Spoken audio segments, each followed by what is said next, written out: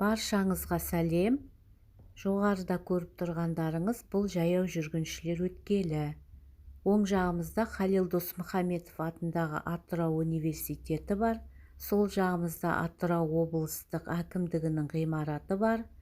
Алдағы көріп отырғандарыңыз бұл Атырау қаласындағы орталық көпіріміз. Қаланы Ақжайық өзені екіге бөліп өтеді. Оның бір бөлігі Европа, екінші бөлігі Азия деп аталады. Қазір біздер Европа жағынан Азия жағына қарай келеміз. Мынау біздің Ақжайық өзеніміз. Ал алда ортада әдемі болып көрініп тұрған бұл Махамбет Өтемісұлы атындағы драма театрымыз.